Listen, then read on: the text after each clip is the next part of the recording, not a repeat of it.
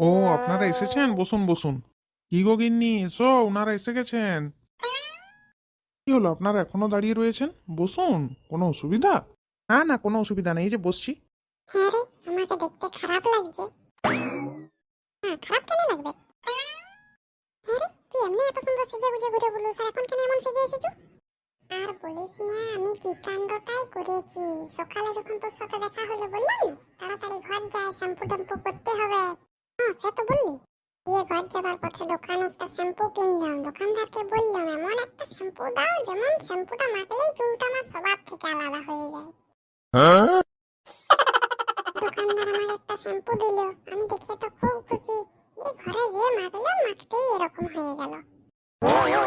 ভুলটা তো বুঝলাম। আর লুঙ্গি পরে এসেছো কেন? একটা প্যান্ট পরে আসতে পারোস না? আমি প্যান্ট পরেছিলাম রে প্রথমে। দিয়ে কি হলো জানো, সেই চুলটা চিন্তায় পেটটা যেমন ভুটভুট ভুটভুট করতে লাগলো, যে প্যানে হিগে ফেলেছি। প্যান্টের কথাটা তো বুঝলাম, আর জামাটা তো কি হিগে ফেলেছিলি? একটা জামা পরতে হতো, স্যান্ডো গেঞ্জিটা পরে চলে এসেছো। আর জামাটার কেসটা তবে শোন।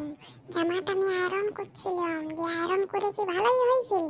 কিন্তু আমার মনে হচ্ছে যে আরো বেশি আয়রন করে আরো ভালো হবে। দিয়ে আয়রনটা চাপিয়ে রেখে দিয়েছিলাম, দিয়ে জামাটা পুড়ে গেছে। কি হয়েছে? দেখছি তোমরা তখন থেকে কথা বলছো নিজেদের মধ্যে। তোমরা কি কিছু বলতে চাও? না না আঙ্কেল, কিছু না। তো আপনারা এসেছেন, নমস্কার নমস্কার।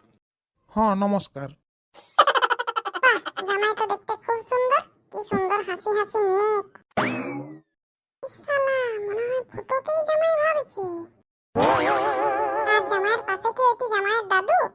না না, আমি না, এ আপনাদের জামাই। আর আপনি? আমি ছেলের বাবা। ছেলেটার থেকে তো ছেলের বাপটাকেই ছোকরা লাগছে। তাহলে এবার আপনাদের মেয়েকে আনুন দেখি। না না, আপনারা ভুল শুনেছেন, আমার মেয়ের বিয়ে না, আমার শাশুড়ির বিয়ে দেবো।